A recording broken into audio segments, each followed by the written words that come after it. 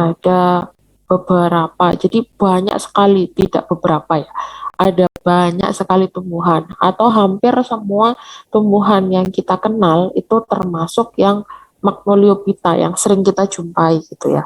Tapi juga ada yang beberapa eh, apa namanya,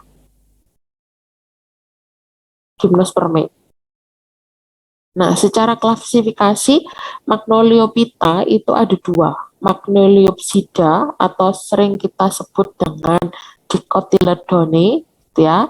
Ada juga Liliopsida. Tuh, ada Magnoliopsida, ada Liliopsida. Magnoliopsida ini dikenal dengan Dicotyledon atau berkeping biji, bijinya bisa bukan berkeping dua sih, apa ya istilahnya. Oke nih, ketika dia berkecambah gitu ya, ketika dia berkecambah, kotilnya itu naik ke atas. Jadi kotilnya itu sebagai cadangan makanan, dia juga sebagai daun pertama gitu. Tapi kalau Liliopsida itu monocotyledon, monokotil gitu ya, dia cadangan makanan tidak ikut naik ke atas seperti jagung gitu ya. Kalau kita kecambahkan dia enggak ikut naik. Tapi kalau kalau kacang hijau, kacang tanah gitu ya, ketika kita kecambahkan, kotilnya itu sebagai daun pertama atau dikenal juga kotilnya ikut naik terangkat gitu ya. Jadi pertumbuhan batangnya itu berada di uh, bawah kotil gitu. Nah, ternyata di Magnoliopsida ini ada Magnoliopsida ini apa? Divisi. Magnoliophyta itu divisi, ini kelas ya, kelas Dicotyledon, Monocotyledon atau Magnoliopsida, Liliopsida gitu ya. Kemudian di bawahnya ini ada subkelas. Ada berapa ini? Saya ke atas dulu. Jadi, oh sorry, direkam dulu. Nanti kalau minta minta PPT bisa nonton rekamannya aja ya, nggak perlu minta PPT. Recording in progress. Untuk kelas di bawah kelas apa subkelas dari Magnoliopsida itu ada banyak sebenarnya, tidak hanya 6 ini, tapi akan saya bahas adalah 6 ini tuh. Jadi yang pertemuan pertama nanti Magnolidae sama Hamamelidae, dua ini. Kemudian pertemuan berikutnya ini Caryophyllaceae dan Dilenidae. Kemudian yang ketiga Rosidae dan Asteridae gitu ya. Jadi ada 3. Kemudian yang pertemuan terakhir keempat dengan saya nanti akan saya adakan ujian atau tes gitu. Itu jadi 3 pertemuan materi, 1 pertemuan tes. Oke, kita mulai dengan Magnolidae. Magnolidae. Nah, ciri-ciri dari Magnoliophyta atau tumbuhan Angiospermae itu sudah jelas ya. Jelas bahwa perbedaan Angiospermae dan Gymnospermae itu ada pada ini. Adanya trakea pada silim. Kemarin sempat dijelasin nggak kalau sama Pak Sulis bahwa silimnya itu silim sederhana gitu ya. Pembuluh angkutnya adalah pembuluh angkut sederhana. Tuh, uh, sehingga kalau terjadi apa namanya pengangkutan itu ya hanya hal-hal yang sederhana, tapi ada trakea di sini. Trakea itu sejenis jaringan atau sejenis sel yang bentuknya itu panjang-panjang seperti tabung gitu, yang ujungnya itu kayak lancip kayak bambu runcing, tau nggak? Bambu runcing itu kan tengahnya lubang, terus kemudian ujungnya diruncingkan gitu ya, atasnya juga bawahnya runcing, atasnya runcing. Itu seperti trakea begitu. Kemudian ada elemen tapis di sini atau sel shift element. Elemen tapis itu adalah sel-sel yang berada di sekeliling floem. atau dan sel penghantar. Jadi ada floem itu kan kalau kalau di dalam berkasnya angiosperm, kalau kita lihat secara melintang itu nggak hanya satu satu sel aja lurus gitu, nggak ada satu sel, tapi ada berkas, ada kelompok jaringan yang memang dia ber, bertugas. Kemudian ada kantong embrio 8 inti, ya. Ada kantong embrio ini, embrio bungkus dengan buah kantong yang ada satu sel telur, dua simbiotik, tiga antipoda, dan dua antipolar gitu. Karena selnya ini banyak, ada 8 gitu ya, maka pembuahannya itu tidak hanya pada satu sel telur saja, dia juga membuahi antipoda, antipolarnya gitu ya. Jadi ada pembuahan ganda gitu. Kemudian karpel, karpel itu apa ya? Daun buah atau biasa disebut penutup biji gitu ya. Itu tertutup. Jadi bijinya itu berada pada ada pembungkus biji yang disebut karpelum. Kalau kita uh, tahu mangga ya, kalau sekarang kan musim mangga nih. Kalau kita buka mangga itu kita kupas, terus kan ketemu yang kuning-kuning itu ya, daging. Ketemu daging yang kita makan kuning-kuning itu. Terus kemudian kan menemukan sesuatu yang keras ya, atau biasa disebut pelok ya. Nah, peloknya punya serabut. Nah, itu adalah karpel, kulit buah, kulit biji, sorry, kulit biji. Nah, baru kalau kalian pecah lagi itu yang pelok pelok tebalnya itu atau pembungkus bijinya, baru di situ terdapat embrio atau biji itu sendiri, ya. Itu adalah pembungkus biji atau disebut dengan karpel. Kemudian di dalam Magnolidae ini terdapat 8 ordo dan 39 famili, ini berdasarkan Concruis. Jadi sebenarnya pengelompokan ini itu tidak dilakukan oleh satu orang ya. Ada Becker, ada Concruis, ada siapa lagi ya? Itu sih 2 orang itu yang terkenal sih selama saya belajar taksonomi. Nah, kalau Concruis itu bukunya namanya Angiospermae apa gitu ya. Saya ada di kampus, tapi karena saya ngajarnya dari rumah, jadi nggak ada di sini. Kemudian kalau Becker itu yang biasa kita kenal yaitu Flora of Java bukunya. Itu sebagai kitab suci kami sebagai anak-anak taksonomi ya, untuk mengidentifikasi gitu. Di situ sudah komplit dijelaskan ciri-ciri bunganya seperti apa, kemudian ciri-ciri daun, ciri-ciri batangnya seperti apa, akarnya seperti apa, semua ada gitu. Jadi pengelompokan ini sakar sing meneliti. Tapi yang jelas proses pengelompokannya punya dasar yang kuat gitu. Dasar pengelompokan yang kuat. Nah, ini Magnolidae itu di dalamnya ada beberapa ordo, ya. Ada 4 ordo dalam Magnolidae. Yang pertama adalah Magnoliales. Magnoliales ini eh, banyak dipakai untuk bahan makanan gitu ya. Kalau yang ini enggak, kalau ini bunga hias biasanya cempaka-cempaka gitu ya, seperti gambar di atas ini ya, ada cempaka gitu ya. Biasanya tumbuhannya itu dalam bentuk pohon, kemudian punya aromatik tertentu gitu ya. Kalau teman kalian sudah ada yang jadi pengantin belum ya? Saya ya, teman-teman SMA, kalau di sini nggak mungkin ya semua. Mungkin ada ya, ada yang sudah menikah angkatan 2000 piro? 20. Oh nggak ada yang ngaku.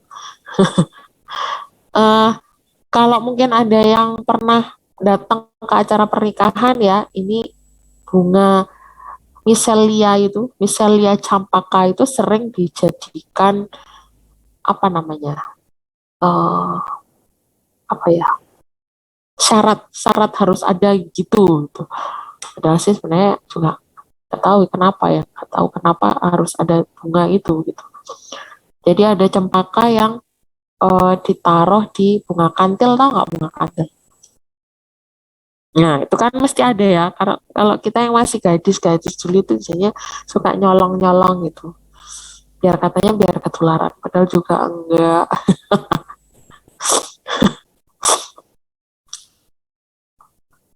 Ya, pokoknya gitulah. Jadi kalau pengantin itu mungkin karena memang pengantin itu jadi raja dan ratu sehari ya, jadinya harus berpenampilan cantik, menarik dan harum, wangi gitu ya, menyambut para tamu dan lain sebagainya. Yang bikin berat itu bukan berdirinya sih menurut saya, bukan berdiri, bukan make upnya, bukan, tapi yang disempil-sempilkan di kepala itu loh yang bikin berat itu, bikin pusing. Soalnya kan kalau itu tuh sampai rambut-rambut itu diisi sama itu, kalau saya dulu ya, saya ya, pengalaman pribadi, itu diisi sama daun pandan. Jadi rambut-rambut itu kayak pandan itu dibuat sanggulnya gitu loh. Tapi padahal saya tuh berjilbab gitu.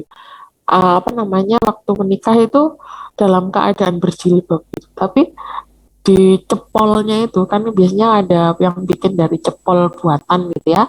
Cepol apa sih? Ada apa sih, dalaman jilbab yang sudah ada cepolnya gitu ya. Tapi itu cepolnya itu dari daun pandan. Aduh, sudah gatel, sudah ini gitu. Terus kemudian lagi diisi sama melati, melati daun pandan sama cempaka ini, kantil ini. Itu karena memang dia punya aromatik yang menenangkan. Mungkin kalau jadi pengantin itu harus tenang, harus happy gitu ya, nggak boleh mikirin urusan belakang gitu ya. Gitu. Makanya biar auranya terpancar dengan sempurna, gitu, paripurna. Ya, untuk Magnolia Vita ini cempaka-cempakaan dan kebanyakan adalah pohon. Gitu.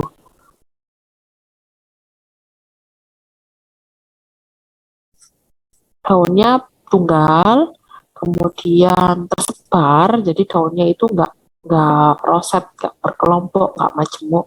Daun tunggal, daunnya tersebar, kemudian terdapat sel-sel atsiri ya. Itu ciri-ciri khusus dari Magnoliaceae ini adalah punya nektar yang harum gitu, nektar dan harum.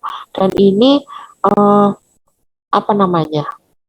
Serbuk sari dan serbuk sari dan oh ya, serbuk sarinya atau strobilus ya kalau istilahnya itu masih sama seperti peralihan dari gimnosperme yang paling paling tinggi. Kemarin yang paling tinggi apa? Pinus ya, pinus gitu ya. Nah, itu serbuk sarinya dia itu masih berbentuk apa namanya, kerucut gitu, sama seperti strobilusnya pinus gitu. Jadi itu yang menjadi kenapa Magnoliaceae ini ditaruh di awal, karena memang dia ya peralihan sih, tapi sudah punya mahkota, sudah punya kelopak, kelopaknya nggak ada. Ya, sudah punya mahkota gitu ya, tapi sudah terbedakan mana mana kelamin, mana perhiasannya gitu ya. Jadi sudah terbedakan. Nah, kemudian ada lagi, nah ini, kok lagi ini, kali sweat. Nah ini, Anonaceae.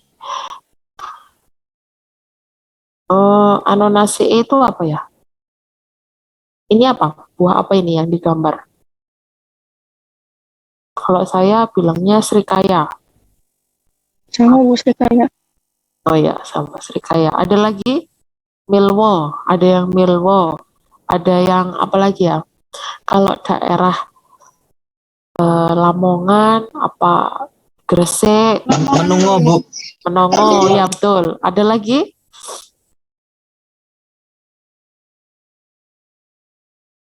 Ada lagi.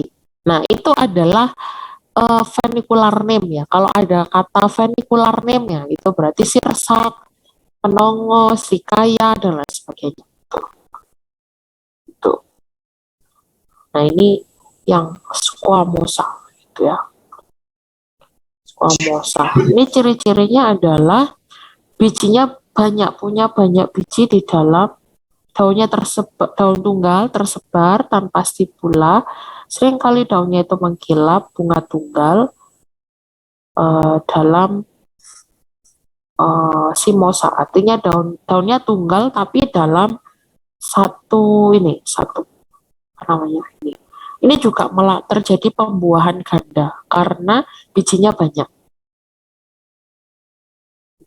Jadi satu sperma membuahi satu, tapi dalam satu bunga itu kan banyak banyak inti sel, banyak. Tadi kan ada satu sel telur, dua antipoda, dua apa gitu ya, dan itu banyak. Sehingga terbentuk bijinya itu banyak juga.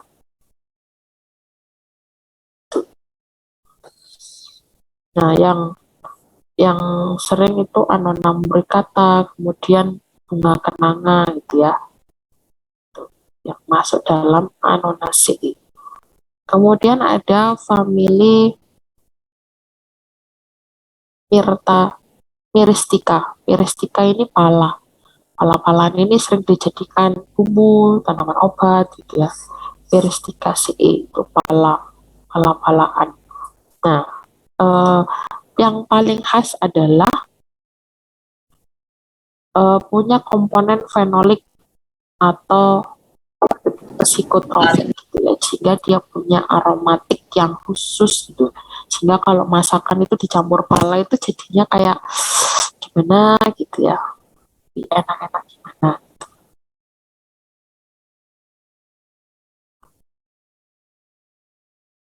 Itu Myristica atau pala-palaan. Dia punya 15 marga dan 300 spesies. Nah, ini Lauraceae atau medang-medangan. Yang paling familiar di sini adalah kayu manis, Cinnamomum burmanii, atau apa lagi ya? Litsea itu kerangian. Kerangian itu apa ya? Biasanya buat jamu sih kerangian. Atau alpukat, Parsley americana, gitu ya. Parsley itu kalau di Indonesia gitu kita jadiin buah ya. Seringnya kita pesan jus alpukat gitu. Tapi kalau di Jepang ternyata itu adalah sayur. Dicampur sushi, dicampur makan nasi, dicampur apa namanya tortilla. Itu di mana? Dicampur tortilla atau dicampur apa gitu ya. Itu terdiri dari 30 sampai 50 marga. Ini tergantung yang mengelompokkan gitu ya. Kemudian ada sekitar 2.000 sampai 3.000 jenis. Wow, banyak sekali. Populasi yang besar di daerah tropis dan subtropis.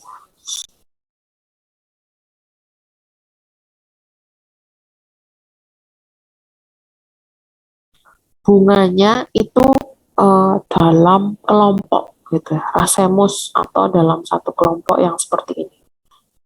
Kemudian bunga jantannya dengan banyak stamennya banyak.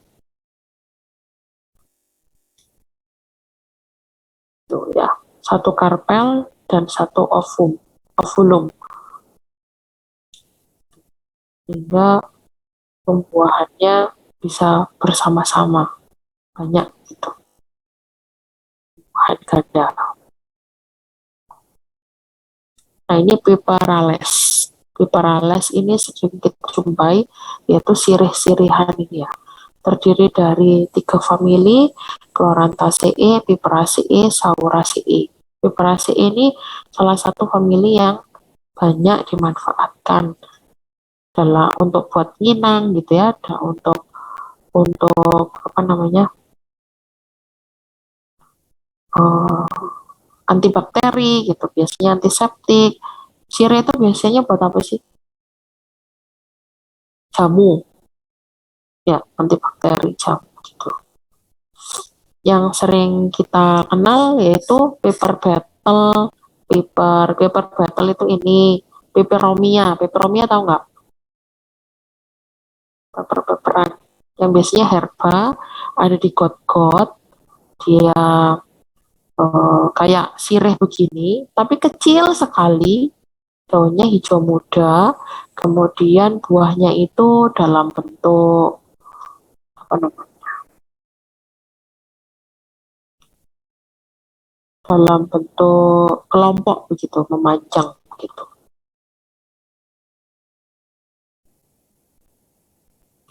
Parales, Parase.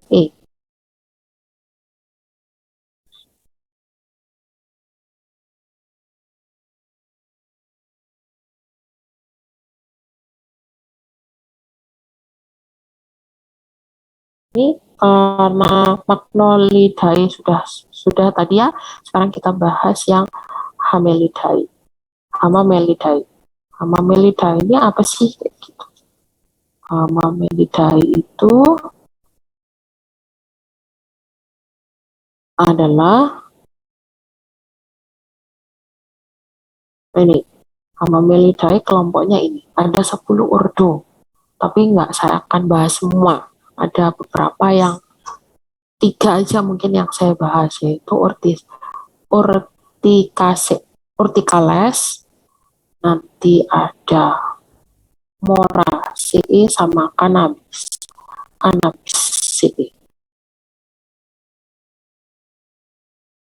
Itu tidak akan saya bahas semuanya. Nah, ini urticales.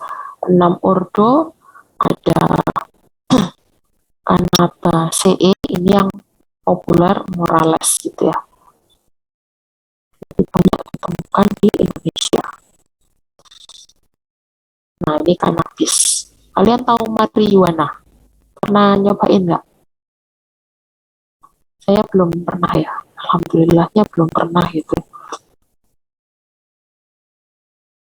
Nah, ternyata ada bedanya marijuana sama ganja gitu.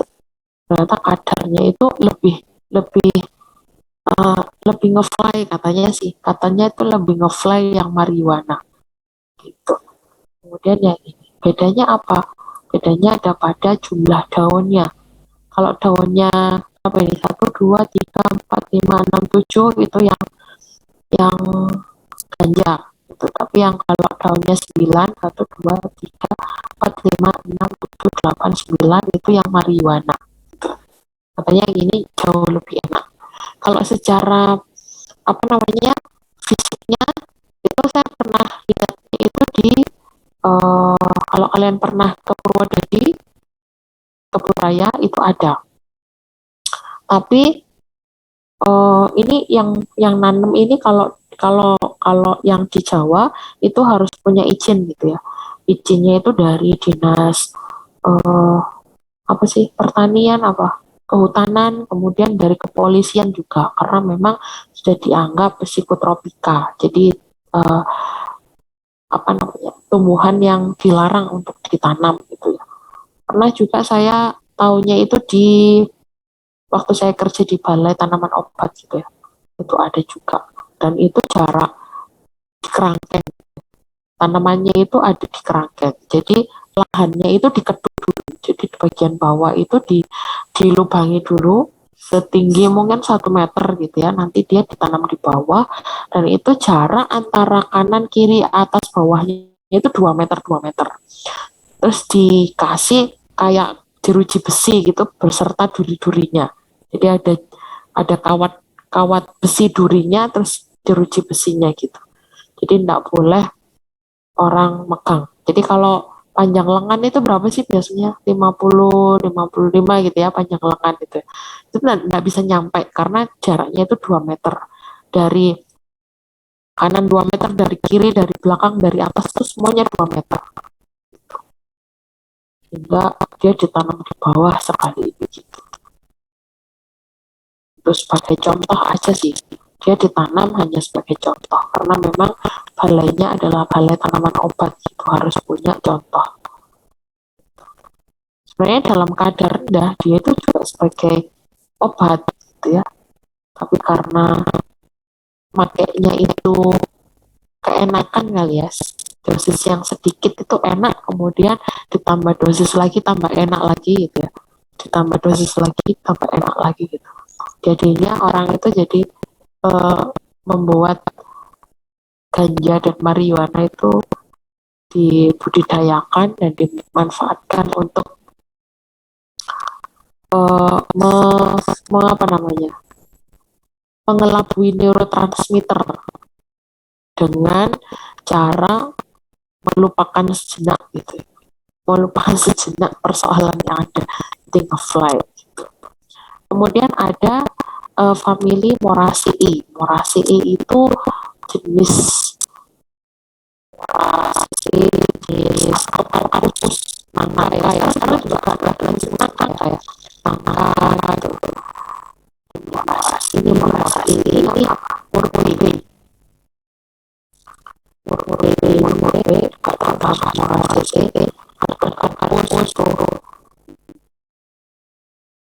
sukun mangga sudah ada atau ya ada dulu jenis masakan sih. Kalau tanaman itu cara masaknya itu difermentasi sih, kemudian dia digoreng, jadi dia direndamnya gitu, kemudian dia digoreng. Saya pernah tinggal punya teman gitu ya, anak-anak itu tempat itu cuma pakai nasi, digorengnya kalau susu pun digoreng pakai tepung gitu ya, atau mungkin ada yang goreng atau apa gitu digoreng. Jadi dia cedaknya itu lembek-lembek gitu digoreng sendiri, kemudian dia kalau di tepung sudah crispy sendiri, terus dia itu makanya pakai nasi. Kalau kalau susu kan memang cemilan ya di Jawa, cemilan dimakan ya sama teh, bukan sama makanan berat itu. Tapi pernah saya nyoba ya tewel napa muda yang di sayur, tapi itu digoreng gitu, digoreng sampai gitu. Dan penelitian saya itu tidak juga karena dia pengen melihat seberapa jauh itu. Terus kemudian ada famili Urticaceae. Ini contohnya adalah pepohonan kabupaten Jawa Barat, nggak di Jawa Barat ada ya. Jadi kalau ada ya, kalau pepohonan ya, Nova. Tahu. Nah itu enak kan ya, dia aromatik seger gimana gitu kalau dimakan gitu ya. Saya sering sering nyoba karena di Malang ini ada orang Sunda juga. Bu Ruri tahu kan ya? Bu Ruri itu yang ngajar SPT itu dia nanam popohan. Kalau lagi banyak-banyaknya musim hujan ini sedang banyak-banyaknya gitu, suka bagi-bagi ke saya. Ini lalapan gitu. Kalau di Sunda itu, kalau di Jawa kan kita bikin beli ayam goreng lalapan sama nasi itu kan tambahannya kan timun 1 iris, kemangi dua helai, 3 tangkai kecil gitu ya, sama mungkin kubis atau selada keriting itu. Tapi kalau di Sunda, Jawa Barat itu lalapannya itu 1 ember, yang isinya itu segala macam rerumputan itu dimasukkan. Ada daun jambu mente, ada daun uh, apa namanya, singkong muda yang nggak direbus, singkong muda, pepaya muda, timun apa namanya, timun yang kecil-kecil, kemudian apa lagi, terong yang bulat-bulat itu, kemudian poka ya, poka, apalagi Nova, popohan ini juga ada, apalagi Nova, yang kamu suka lalapan apa? Ini sukanya sih potongan sama kemangi itu Bu, sama kubis-kubisan. Oh, kubis-kubisan. Heeh. Terus ini ya, daun mente juga dimakan ya, daun mente muda. Iya, ada kalau di sini. Oh, nah, aneh-aneh begitu. Menarik sekali kalau kita jalan-jalan ke apa namanya daerah yang berbeda gitu. Biasanya beberapa kali ke Bogor itu kalau balapan pinggir jalan itu sudah satu ember gitu ya. Suruh ambil sendiri, bukan disediain perhelai-perhelai gitu. Kalau di Malang kan jangan kaget ya Nova, nanti kalau ke Malang ya sayurannya ya itu-itu. Nggak sebanyak orang Sunda gitu ya. Orang Sunda itu apapun dimakan gitu ya. Hunje aja dimakan. Tuh, bunganya apa? Hunje itu bunganya apa? Apa Nova? Bunganya pisang bukan. Bunganya Laos ya, bunga Laos kalau nggak salah. Yang merah-merah itu hunji. Itu di sambal juga enak itu. Punya aroma aroma khas tersendiri. Kemudian jadi cerita makanan nih. Hari Kamis padahal banyak yang puasa. Saya juga puasa. Kemudian ada ini Lipotera interrupta. Ini saya pernah waktu saya jalan-jalan ke Sulawesi itu ada daun gatal. Tapi ini khasnya dari Papua. Jadi ini dia itu punya rambut-rambut daun yang eh, seperti ulat bulu gitu loh. Jadi kalau kesentuh itu membuat kita itu jadi gatel. Jadi ada ruam-ruam merah di kulit yang itu membuat kulitnya jadi panas gitu. Daun gatal ini biasa dipakai obat alternatif untuk menghilangkan pegel-pegel gitu. Apa hubungannya, saya dulu juga mikir, apa hubungannya pegel-pegel sama gatal kan ya gitu. Kok kok disebut daun gatal tapi penghilang penghilang apa namanya nyeri otot kayak gitu. Ternyata begini, ketika apa namanya ini trakeanya ini jadi ada rambut-rambutnya itu menginfeksi kulit kita. Dia itu akan membuat kulitnya jadi ruam-ruam bentol-bentol merah-merah begitu. Nah, ketika merah itu kan gatel. Rasa gatel itu kan kita pengen menggaruk ya. Kalau tapi ini tidak boleh digaruk. Jadi sehingga peredaran darah itu kalau daerah gatel itu kan panas. Apa namanya? Kulitnya jadi panas gitu ya. Ototnya jadi panas. Nah, itu aliran darah itu banyak mengalir ke situ. Sehingga kalau pegel-pegel itu apa namanya peredaran darahnya tidak lancar, itu bisa membuat peredaran darahnya lancar ketika ketika gatalnya itu muncul. Dan setelah gatal itu hanya hanya beberapa menit saja, 10 menit sampai 15 menit gatalnya muncul. Setelah itu pegelnya hilang. Kata teman saya yang waktu waktu kita eksplorasi tanaman obat ke Sulawesi itu dia nyoba gitu ya. Coba Pak di lengan gitu ya. Di lengan itu ternyata terasa panas. Setelah panas, gatalnya hilang, pegelnya juga hilang gitu. Memang luar biasa tumbuhan obat di Indonesia. Nah, berikutnya ada Fagaceae. Fagaceae ini termasuk yang pepohonan gitu. Fagaceae termasuk yang pohon-pohonan. Pohon-pohonan. Mana ya Fagaceae?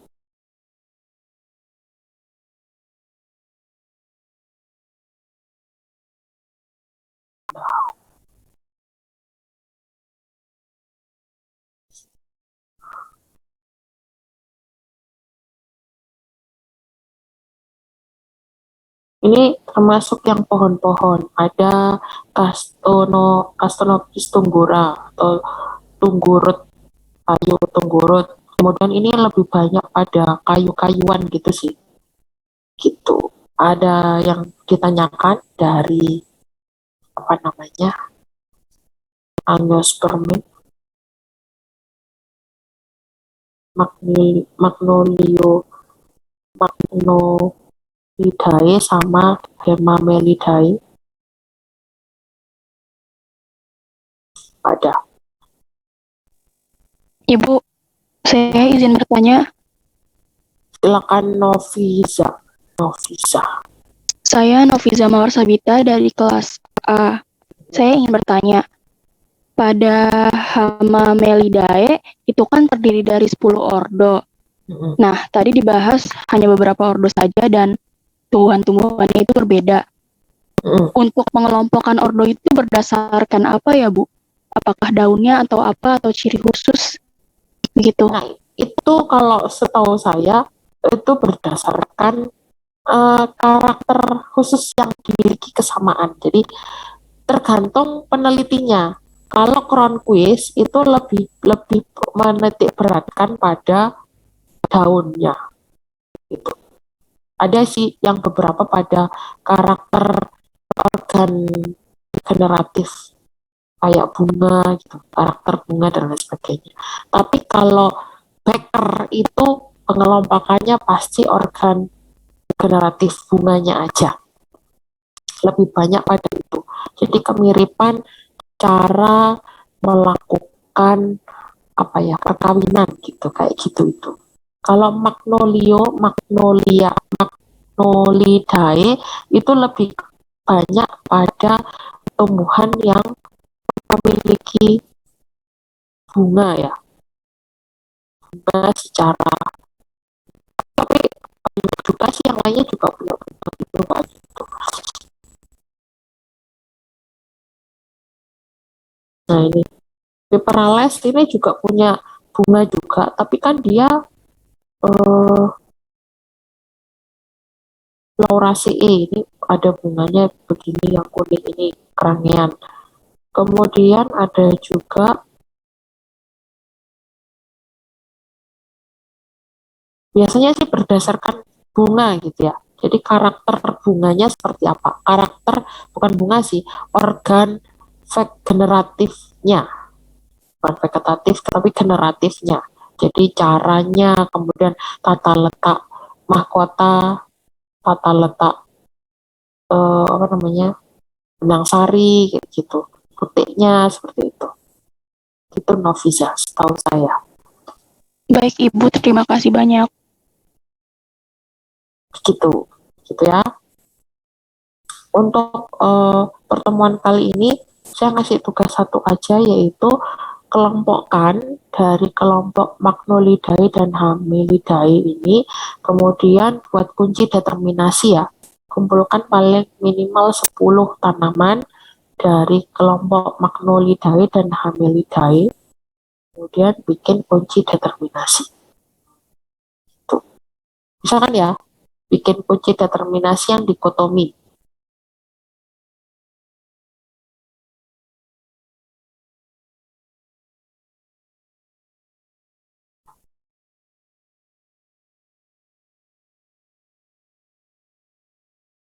Recording stopped.